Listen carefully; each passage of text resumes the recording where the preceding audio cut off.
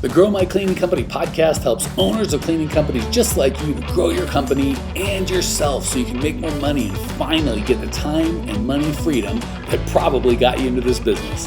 Discover how to automate and create systems that allow you to grow like crazy without losing control.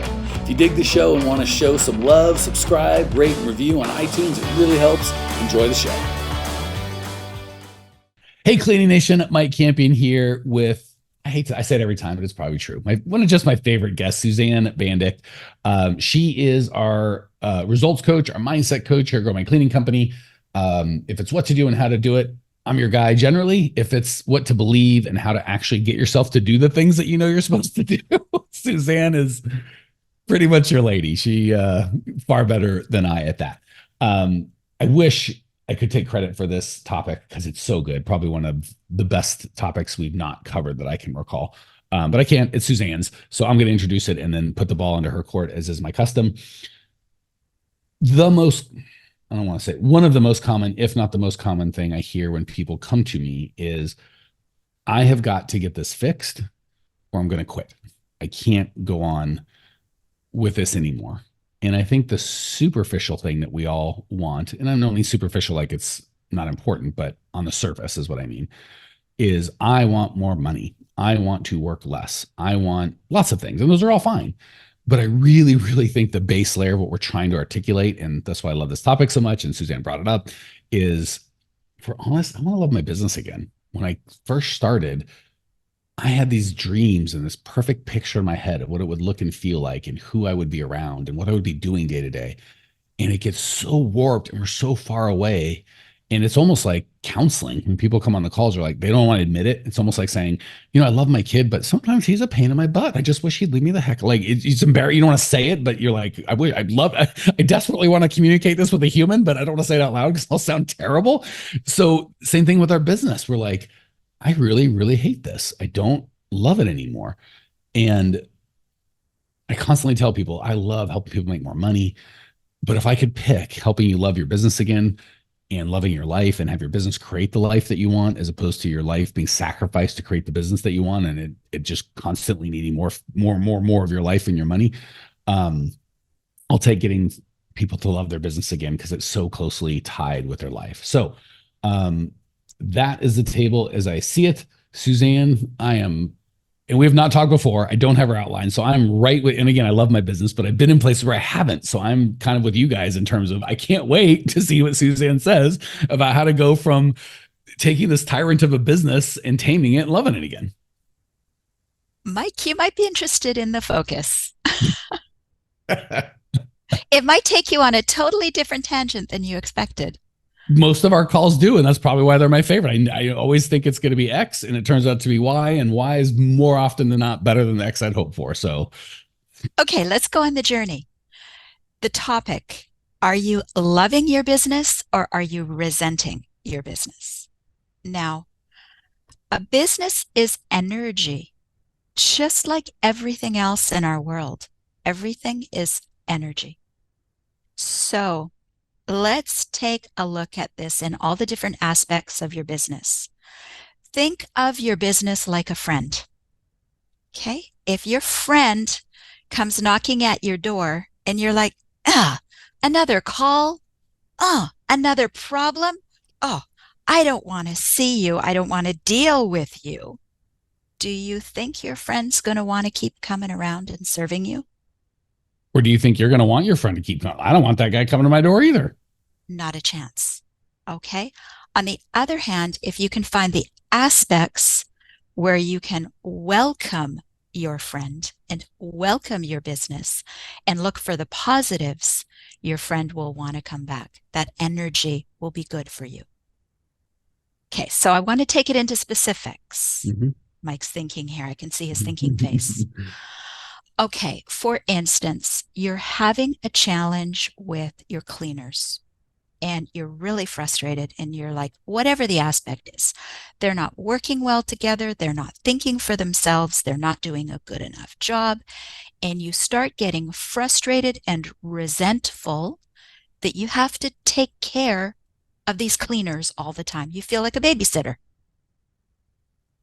You're resentful. do you think your cleaners are going to start to pick up on that energy? 1,000%. Mhm. But let me jump in for the screaming people at their phone, whatever, however they're listening to this. So couldn't agree more, by the way. Yes, that 1,000% you're going to become resentful. And if you're resentful as a leader, what else can you breed but resentment? So I'm not picking that part of not I couldn't agree more on that. But the pragmatic piece of me, and I'm guessing some part of the audience is going, well, but how do I get them to behave? Like, you know what I'm saying? They keep quitting or no showing or acting like babies or fighting with each other, just doing crazy, nutball stuff. How do I, if I could just, because I started with good energy, right? I didn't start resenting or hating or disliking or any of those terrible words. I started loving them. They turned on me. Like, how do I fix what I would see the root problem that, the resentment I feel came from that's the effect, not the cause. I don't think fixing the effect will fix the cause. Okay. It's our focus. Mm. Okay. So, number one, focus on the good. Okay. The good aspects of your employees. I'm so happy I have employees because it means I don't have to do the job. Okay. That's loving energy, not resentful energy. So, number one, I'm happy I have employees. There are some things they do well. Let's focus on that for just a minute. What do they do well? Maybe they always show up on time. Don't do the best darn job, but they show up on time. All right. Now, what do I want to fix? Well, let's start with my energy and my focus. They're Mm. not fast enough. How can I help them become faster? They're my friend. I want to help them. What about because I think people will tolerate they won't love, but when I say people, I mean owners, our clients will tolerate the kind of an order of fussiness or resentment. It would be no call, no show would be number one. And then kind of call a no show. Like I'm always busy or something happened or whatever. Number three would be I show up, but I do a bad job and I get a lot of complaints for any reason. I'm a bad partner. No one likes me. I do a bad job. And then last would be I do all those things right, but I'm not fast. So what do we do because again, for me in my mind, and I love that we don't talk about this stuff so we can just have a kind of free flowing conversation. In my mind, it's a little chicken and the egg. Like perfect example, Suzanne and I, it's very easy for me to truly look forward to these we do our live events and I know Suzanne's husband, who's just a great guy. And I truly am like, I am so excited to see not Suzanne so she can help my business, like just Suzanne as a human being and Sean as a human, Sean and I, who knows a lot about this business, he's worked for us before. Last time we talked a lot about their front yard and all this rock he laid. It had nothing to do with business, but I was really digging hanging out with my man Sean. So how do we, when you've got the right people, and again, I'm just trying to play devil's advocate because if I'm them, I'm looking at you, go, well, you got a Suzanne. It's easy to love her. Like you don't understand. I don't have a Suzanne. I got a bad Ann, and that chick never shows up, and she's drunk half the time. And how do we? Is there a line where it's like, hey, well, obviously there's a line. So how do we make the distinguish between Suzanne, who's perfect, and I could just love on her, and she came battery included. All I have to do is just give her all the love and support. She's going to be great with or without me. The middle of the road, like, yeah, this person needs a little more, they do need some whatever. And I'm there to give it. And I think that's what you're talking about. And then the third category of this person is just not a fit. Like and not to say not a bad human, they might have some great personal things about them, but I can look at all the good I want. Girlfriend, no calls, no shows, or she's not here. Like, I can look at what I like, but I can't have that going on. Sometimes you need to clean the house.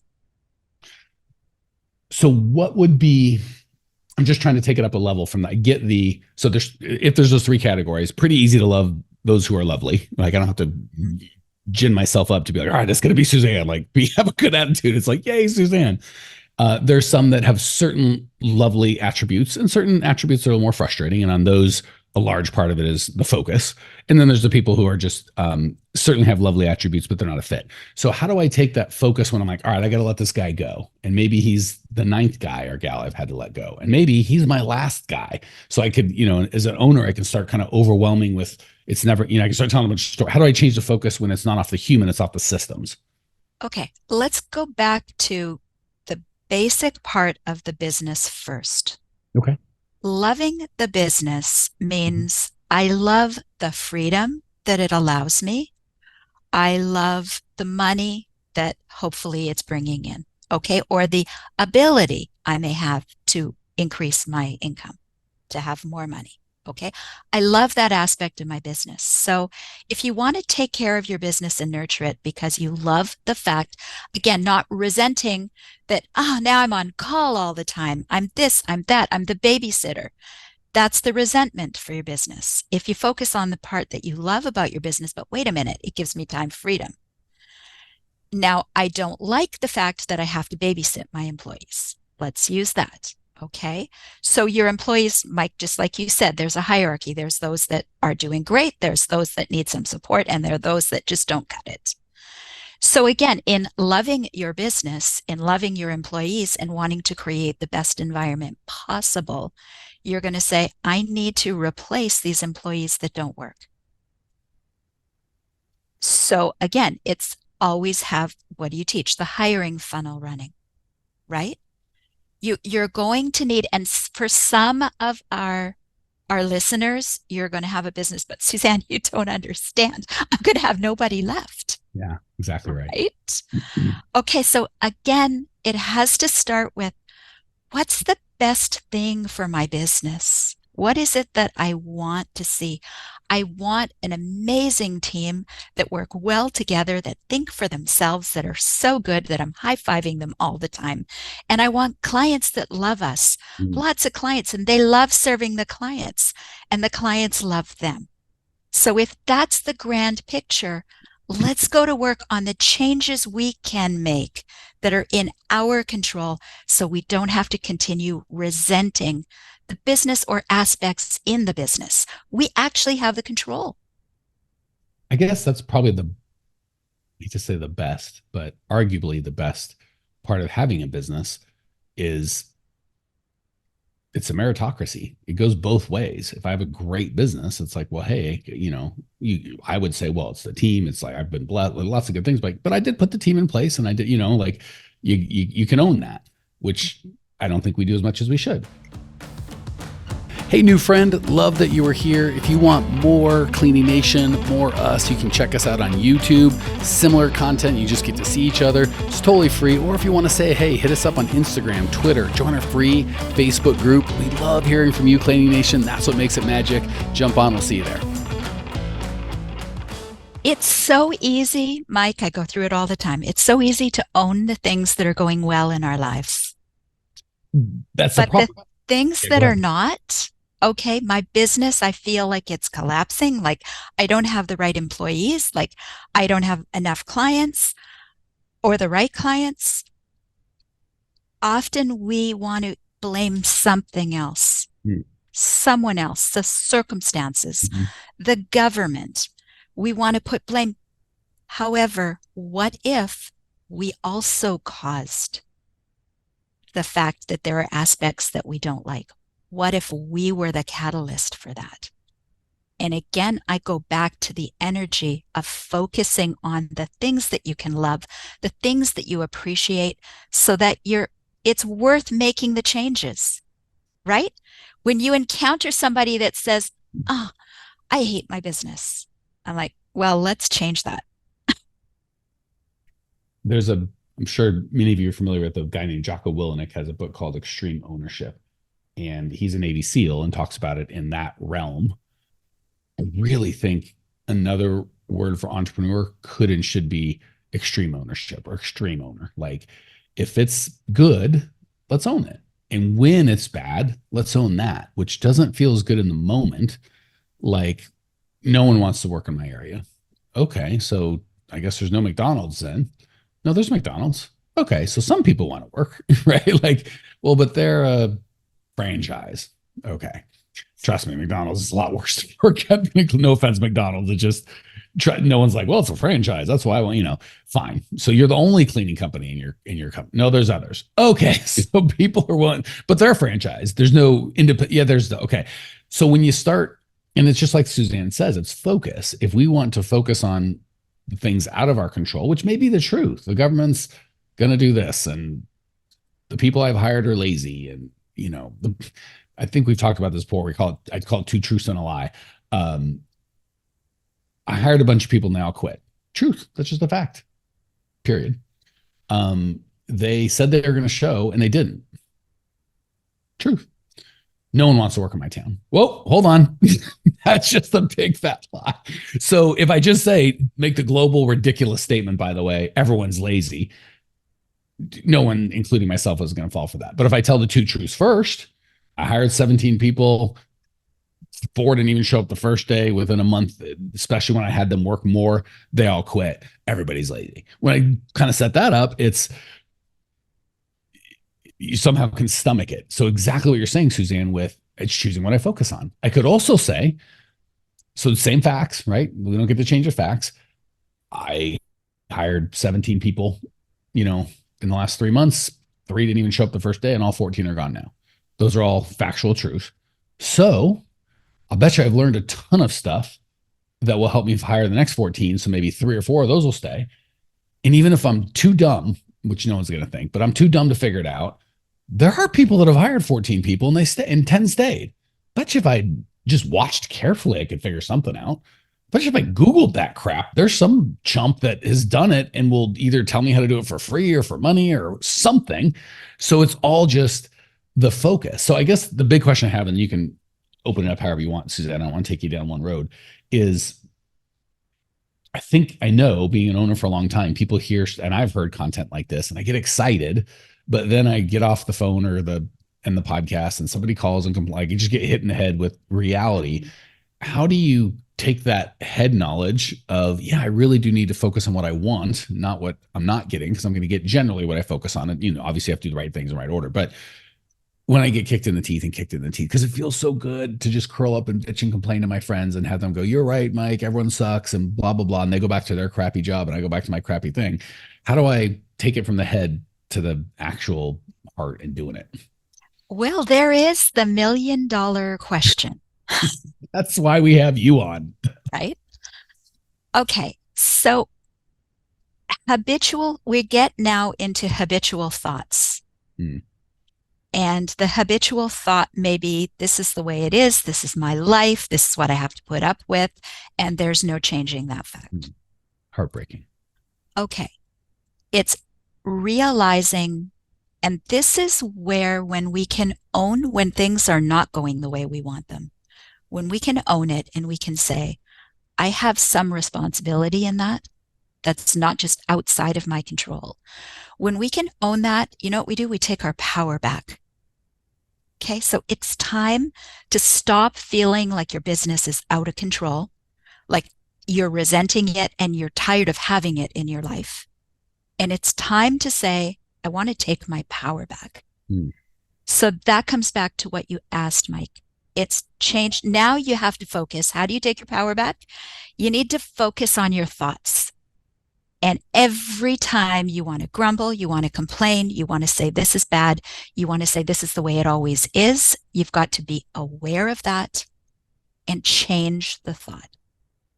And it's funny because I've experienced, if I lose my temper or I allow myself to wallow in anything, a business or whatever, it doesn't even feel good. Like it feels kind of this gross good, like revenge good. Like, you know what I'm saying? Like it's like a sick good. Like, and I believe this is fairly universal. Like, I don't think anyone's like, I really enjoy this feeling through and through down to the bone.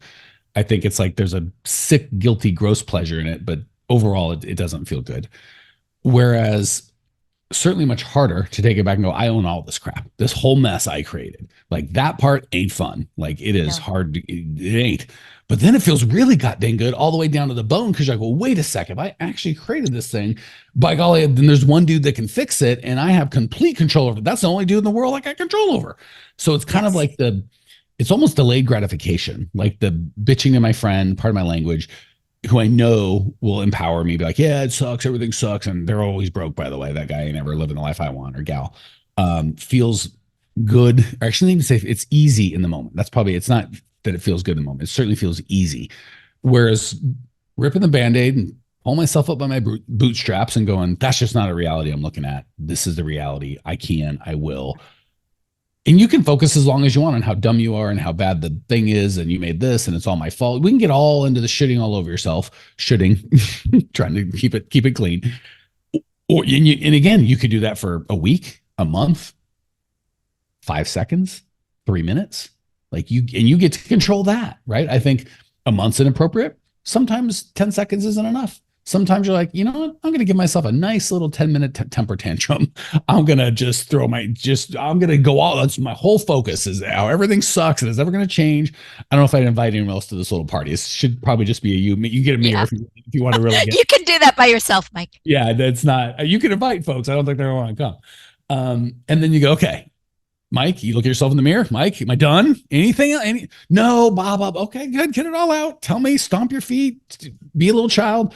Now, are you done? I'm done. You ready to get to work? I'm ready to get to work. And again, that process ain't fun, but boy, is it so much better just how it feels like I can control this. Just that belief of, yes, I got it. Okay, I'm done talking. The rest of the I yield the rest of the time to the esteemed colleague from the South. let's be aware. I mean, you opened up a whole nother topic, but I just want to add this in really quickly. Let's be aware that we grow accustomed to our habitual thoughts and thinking in a certain way. Mm-hmm. So the complaining aspect could be part of what you now naturally do. You think that's what you do. Mm-hmm. And be careful about the people around you, because you can get caught in a group of people who mm-hmm. love to just complain, and it makes you feel bad. It makes you feel almost good to say these bad things about everything that's going wrong. Just take a look around you and be aware. Our thoughts, our energy are creating everything that we have in our life. And my encouragement, and what I'm always talking about, is I want you to go back to loving your business. Mm. I want you to go back. You're loving your business. You're going to love your life. One aspect of your life flows into every area of your life. So take a look at your thoughts. Take a look at the people that you're hanging around. Take a look at the things that you're doing, and take back your control and say, I'm tired of focusing on the things that are going wrong. Let's focus on the things that are going right, and let's make more things that are going right. And I have control over that. Thank you very much. I'm going to end with my big takeaway, because I think listening to your last couple minutes really crystallized this for me. I think this will help Clean Nation. With our clients, I'm constantly saying, you can't keep doing what you've been doing and think you're going to get different results. And they all get it, right? Like, I get it. And then not our clients, but people in the community go, I get it, Mike, 1,000%. I don't want this result anymore. And I know if I keep doing what I'm doing, I'm going to keep getting that result. And you know what they do? They keep going right back to the result. So what I heard from Suzanne, I think, is kind of another level to that. If you keep thinking the way you've been thinking, you're going to keep getting what you've been getting. So we try to change the outcome or the result, which is the behavior. And that's really tough, right? Like, if at the end of the day, I believe I'm depriving myself and I'm going to be a miserable human being if I can't have cookies and sugar and alcohol or whatever makes me fat, I'm going to be a fat dude, even if I work really hard to white knuckle and change my behavior. But if my thoughts remain the same, that shall be that. So yeah, that's my big takeaway. If I had to sum it up, in addition to, it's not to say that if you keep doing what you're going to do, and if you keep doing what you've been doing, you're going to keep getting what you've been getting. 100% true. But a corollary, which I think is equally true and maybe more helpful, is if you keep thinking what you've been thinking, you're going to keep getting what you've been getting, or you're going to keep doing what you've been doing, which will ensure that you keep getting what you've been getting. Anything to add before I wrap, sister?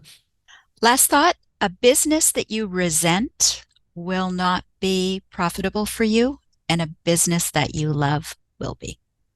So funny. You're right. Because if I had to pick, I mean, assuming my basic needs and my family's needs were met, right? Obviously, I'm not going to be homeless. But that off the table, if I had to pick a business I love that made half over a business I hated that made triple, I'll take the half every time, every goddamn time. Because really, we don't want money. We want the things that we perceive money to buy. And we don't really want the things money can buy. We want to feel the way that we think we'll feel when we have those things, whether it be food or a Ferrari, I definitely anticipate feeling a certain way eating versus not, driving a Ferrari versus waiting at the bus stop. And it's like, well, gosh darn it. If really we're looking for the feeling, and again, we have to eat. Please don't hear me saying there's not a minimum standard of, like money doesn't buy happiness. If you're living at $20,000 a year and it costs 50,000 to live, money can buy you happiness. I can promise you. If you're like, I can't have heat, I don't eat, I'm homeless. Yes, money will buy you happiness. But you get over that. And again, it doesn't matter what the number is, but I live indoors. I have food in the fridge. I don't believe money can buy happiness. You're just trying to get the feelings that you want. It's like, well, why not get the feelings that we want? And like Suzanne kind of alluded to, it's paradoxical. We have those feelings and all of a sudden the business does really well. And when we focus on the bad stuff, the corollary to that is the business struggles. Am I completely twisting your words unrecognizably? You got it. All right, guys, gals. As always at the end, my fear with these gosh darn podcasts, I love that they're 20 minutes and they're super easily digestible. I hate that you can just binge listen and then not do a gosh darn thing. So if you end this podcast and don't think anything different, you won't do anything different, you won't get anything different. So usually I'm going to give you an action. This time I'm going to give you a thought. Just leave with, I'm going to be very intentional about not drinking in the morning before a podcast. And Suzanne's laughing. She knows I don't drink at all, and just hearing my own thoughts, right? And when I start piling on my own self and getting in that negative lap around crazy town, I'm just gonna be like, hold on, is that really the truth? And I'm gonna just refocus. And if that means you have to hang out with a different caliber of people or different, people that have different beliefs, so be it. And if that's something you'd like some help with or want a little bit of an easy button or some rails to run on so you're not doing this alone, because this can be very lonely, just reach out. You can email me, mike@growmycleaningcompany.com. Do what I can to connect you with somebody or get you some sort of help. So that's it, Cleaning Nation. Hope that was helpful. Take some action, do something different. Don't just move on to the next one. Talk soon. See you. Well, here we are, the end of the podcast, and you made it. Great job. I've got a little bonus for you for sticking through with me. But like I mentioned before, if you got value out of this podcast and you want to show a little love, subscribe, rate, and review on iTunes, Spotify, wherever the heck you're listening to this thing. Share it with a friend. Share the love. And as a special thank you for those of you that stuck with me to the end, how about I give you my personal phone number so we can text? It's a great way for me to get to know you, your business, your goals personally. So shoot me a text now, 602-932-6431. That's 602-932-6431. I am the only one who responds to these texts, and I will personally respond to everyone I possibly can as long as this number is manned. Don't know how long we're going to keep this at the end of the podcast, so grab it now, 602-932-6431. Give me a text, say hey, can't wait to meet you.